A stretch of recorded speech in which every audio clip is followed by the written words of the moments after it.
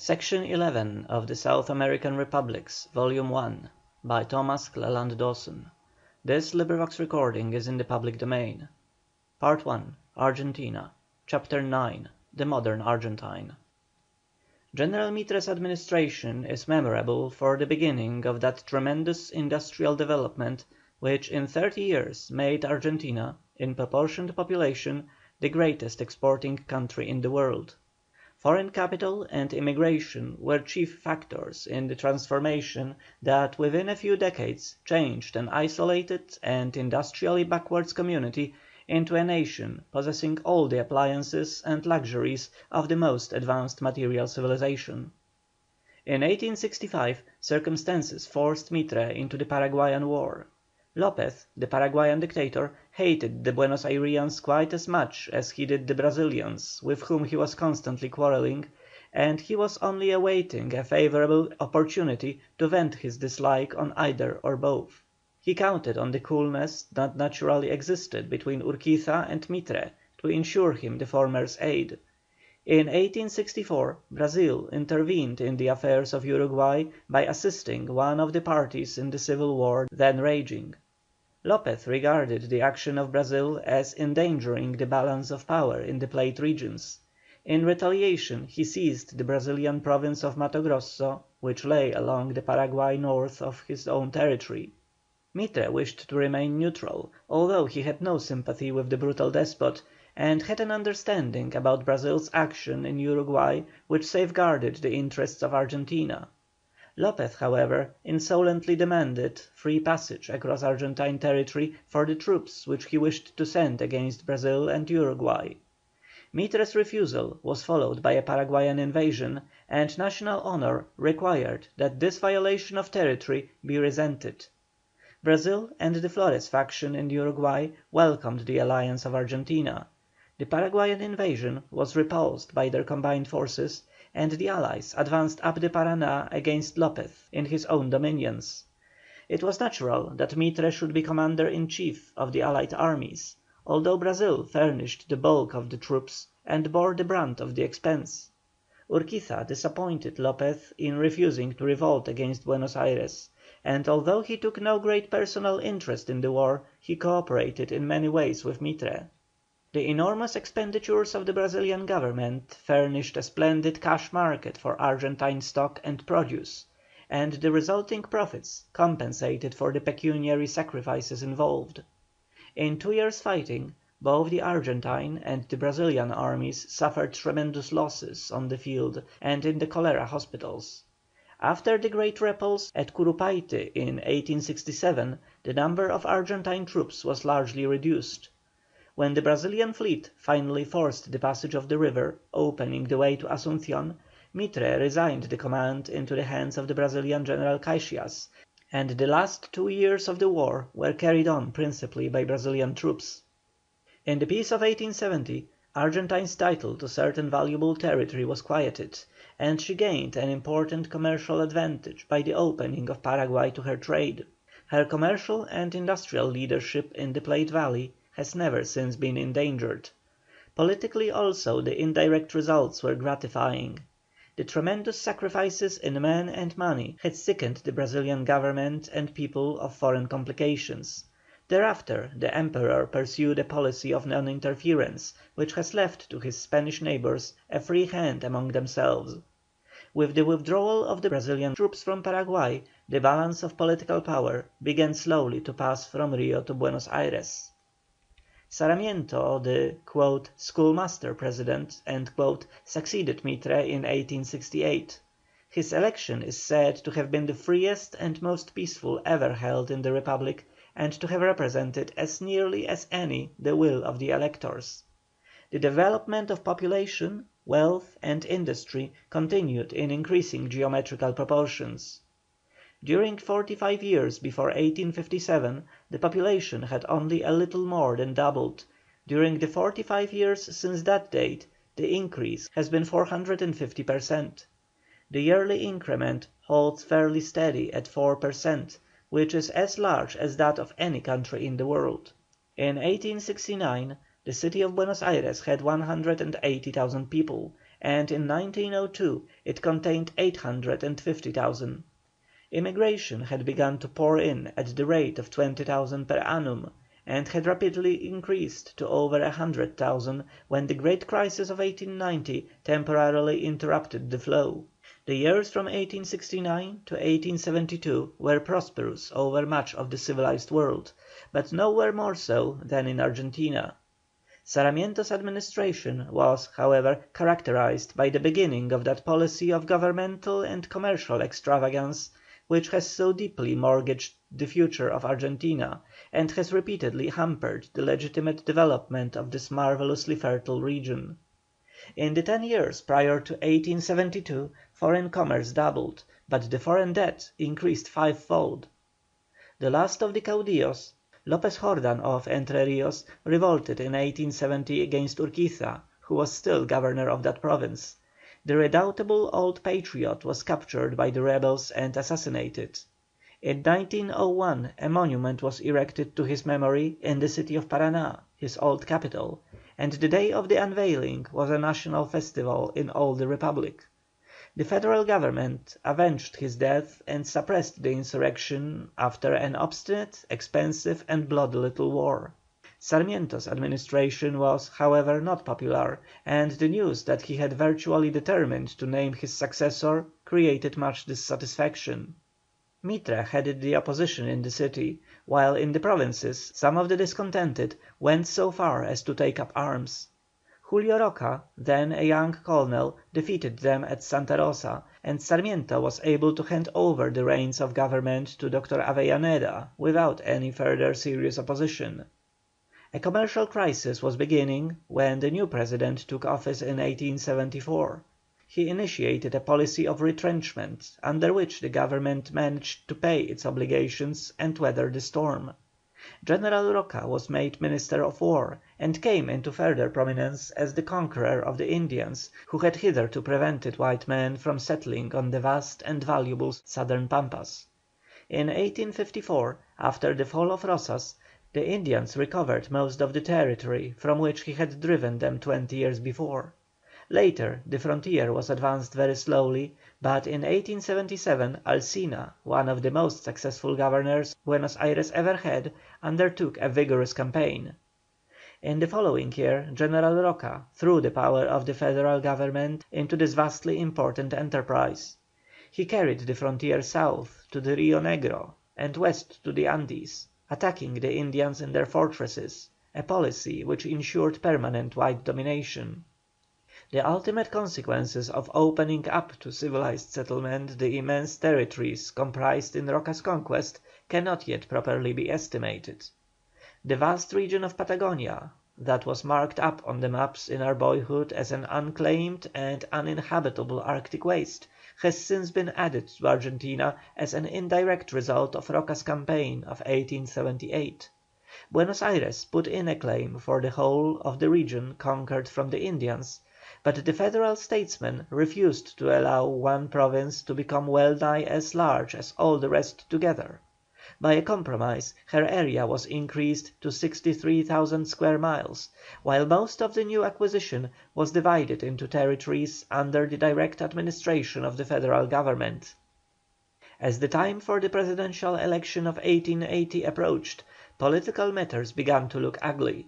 It was evident that Avellaneda intended to choose his successor. Through the provincial governors, the police, the army, the employees on the public works, and the officials of all kinds, he had easy control of the election machinery. Even the most scrupulous president often cannot prevent the exercise of coercion in his name and without his knowledge.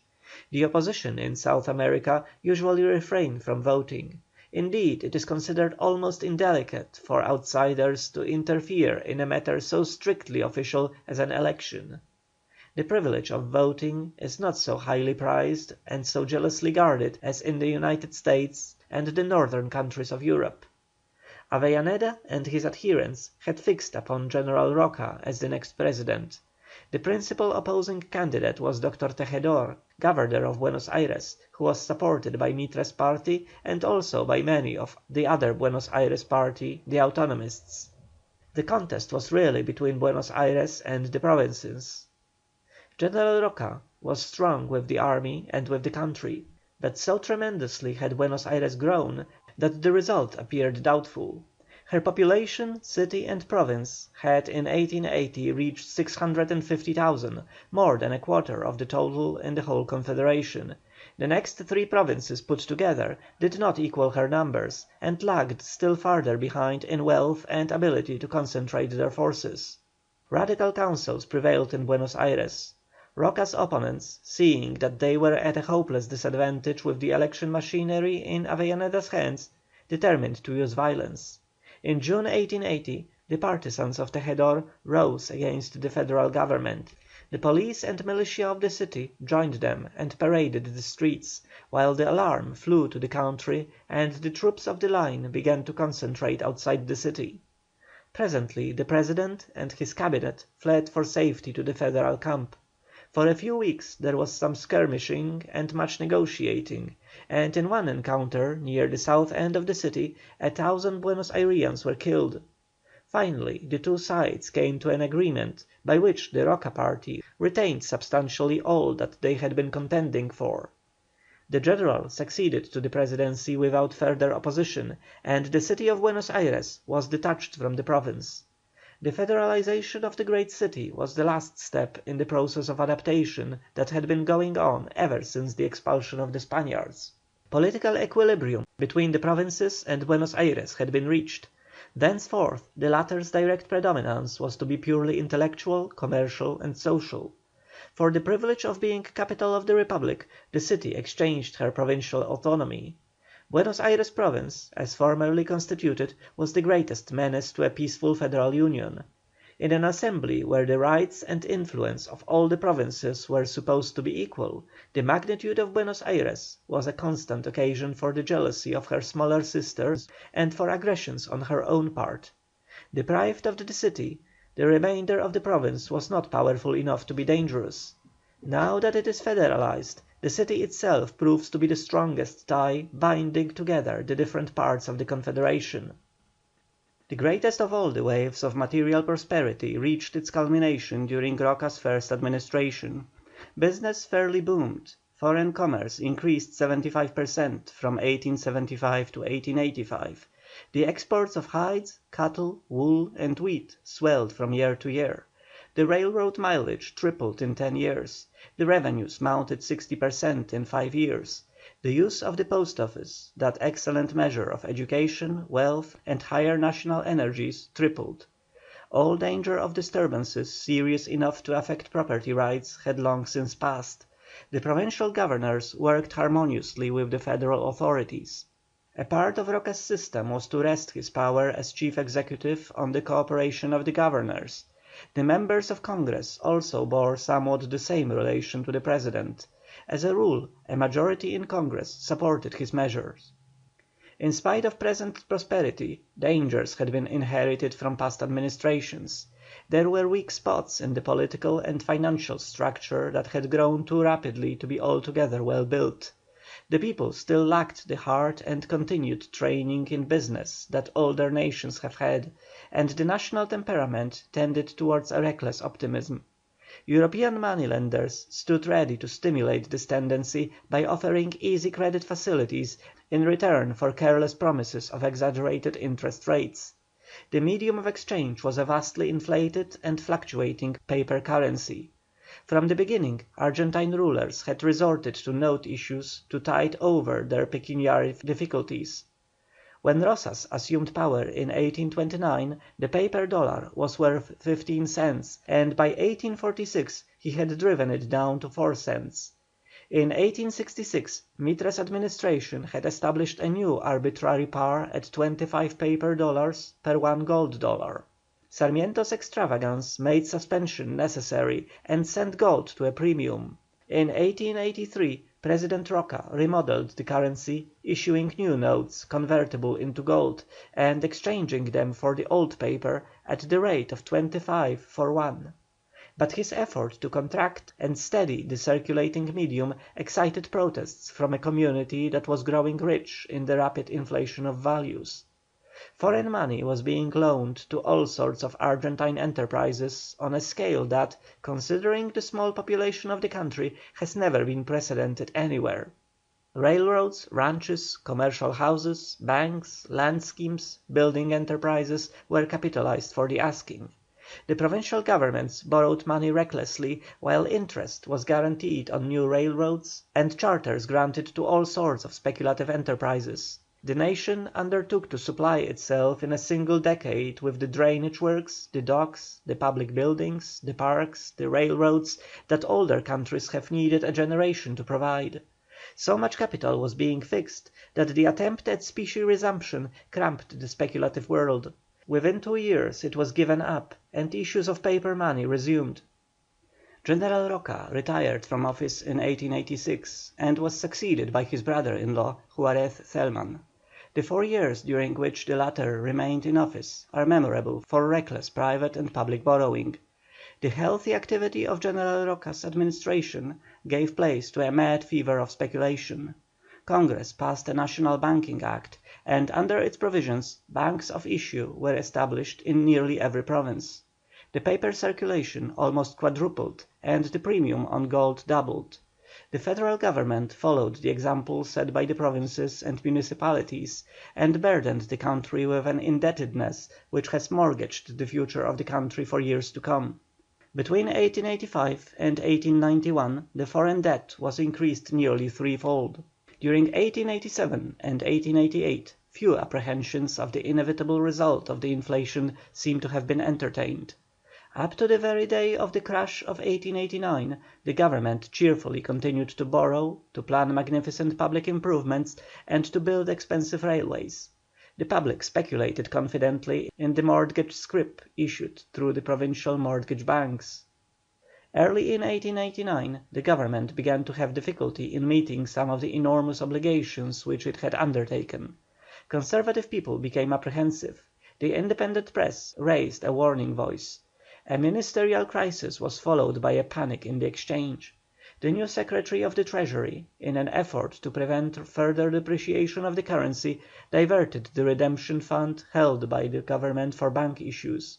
The currency dropped with sickening rapidity, the bubble companies collapsed, the public realised that many of the banks were unable to meet their obligations. At this crisis public alarm and indignation found a vent in the formation of a revolutionary society called the Civic Union, which was pledged to overthrow President Celman. On the 26th July 1890 disturbances began, and there was a little fighting in the streets. Police and troops, however, put no spirit into their efforts to suppress the rioters. The President's best friends urged him to resign, and Congress passed a formal memorial to that effect. There was nothing for him to do but to obey the manifest wish of the people. He handed in his resignation, and the Vice President, Dr. Carlos Pellegrini, peacefully succeeded him. The situation went from bad to worse. In 1891 the currency dropped to 23 cents on the dollar. The banks failed, and the laws for collection of debts were suspended for 2 months. The most which Dr. Pellegrini could hope to do was to hold things together until the general election should be held 15 months later. No human wisdom could devise measures that would give immediate prosperity, and the public would be satisfied with nothing less. Dr. Pellegrini had to wait until later years for a proper appreciation of his labours. The other two great national figures were General Roca and General Mitre. The first had the prestige of his strong and successful administration.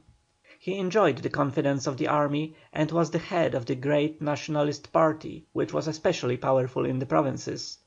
General Mitre, the most eminent citizen of Buenos Aires, and in a way the living embodiment of the previous 40 years of national history, had inevitably been selected as chief of the Civic Union.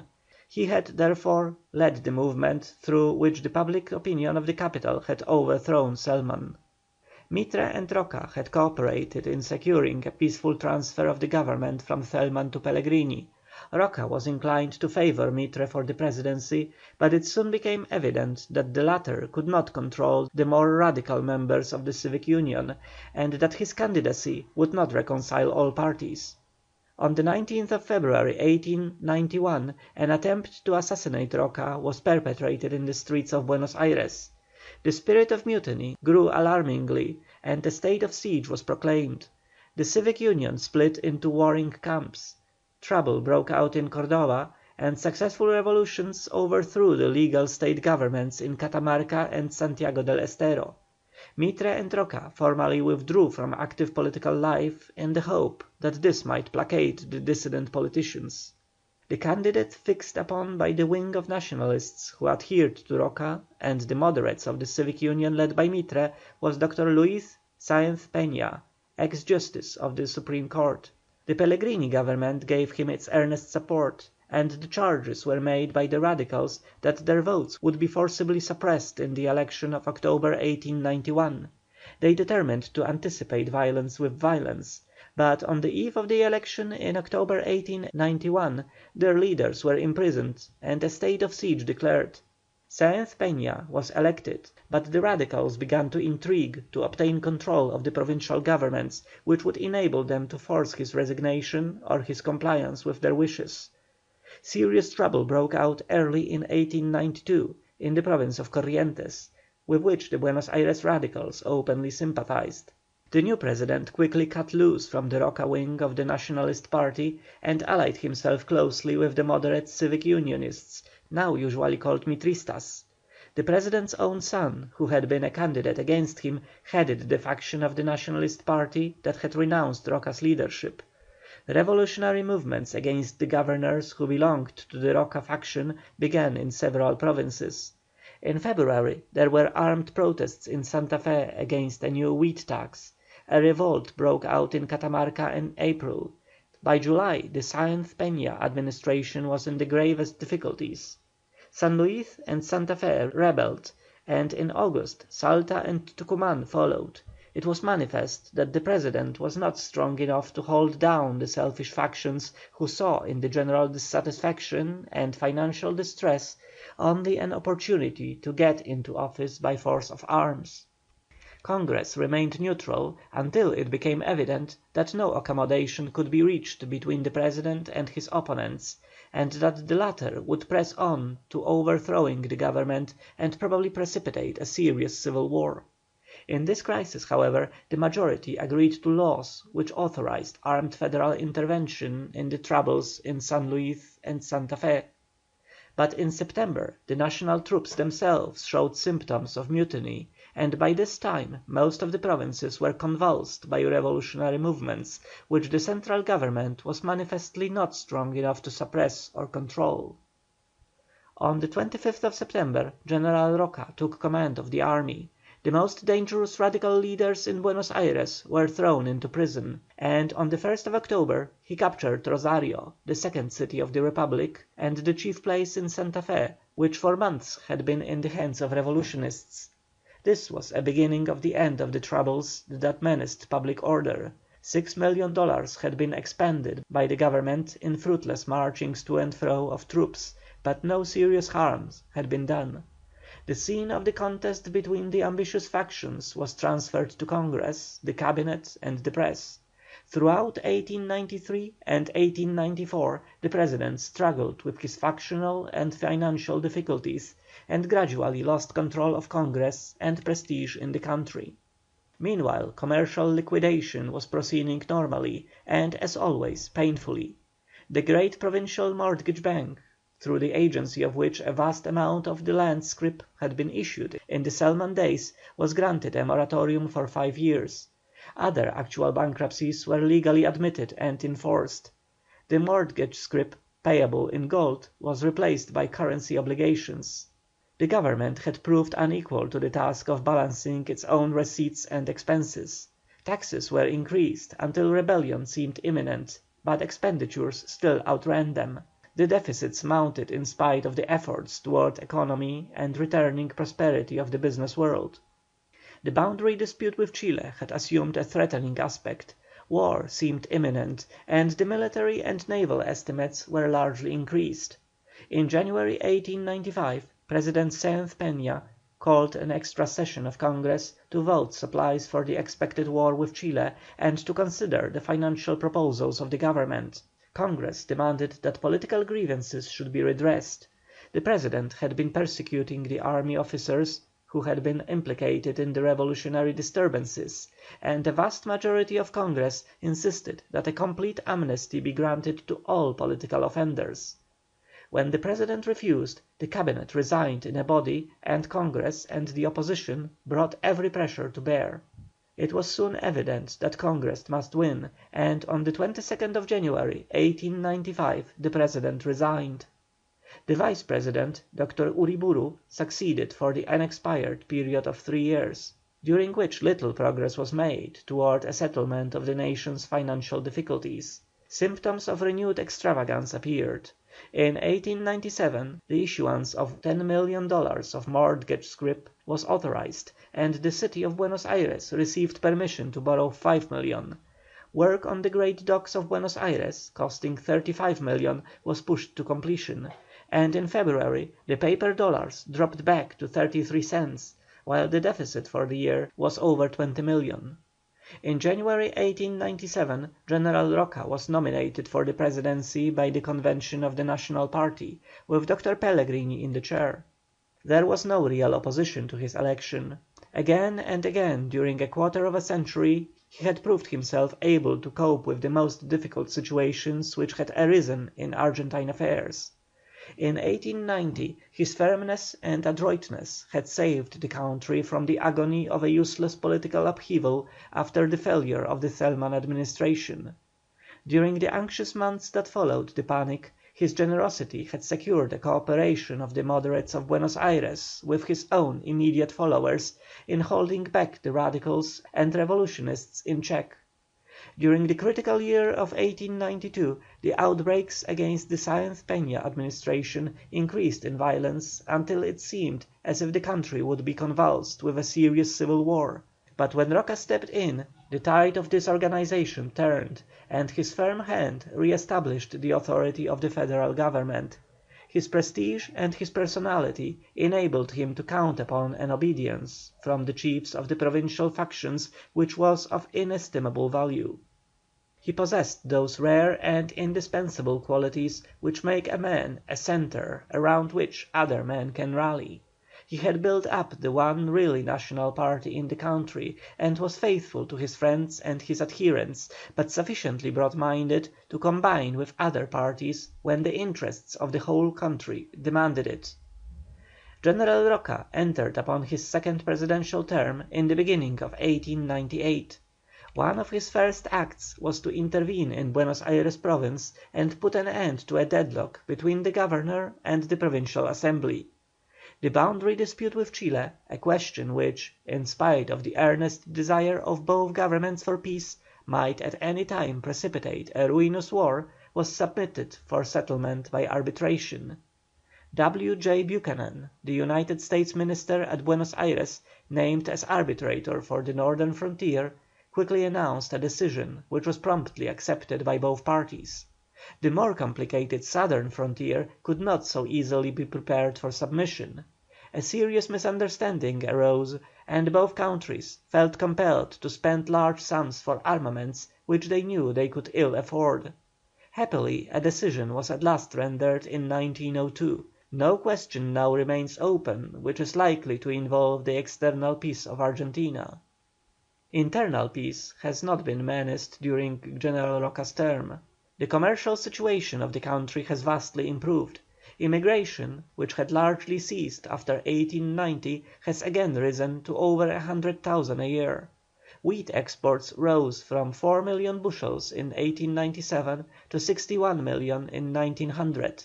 The local exports in 1899 were $185 million, twice as great per capita as the record exports of the United States. There have been no issue of paper money, and the value of the currency has risen to 40 cents. The Government has established a new artificial par at a little more than this sum, and has begun accumulating a gold reserve. A resumption of specie payment is soon expected. Nevertheless, the chief difficulties and preoccupations of the Roca administration have been with financial questions. A deficit of $70 million had accumulated in the few years before 1898, and the interest on the immense public debt makes an equilibrium in the budget almost impossible.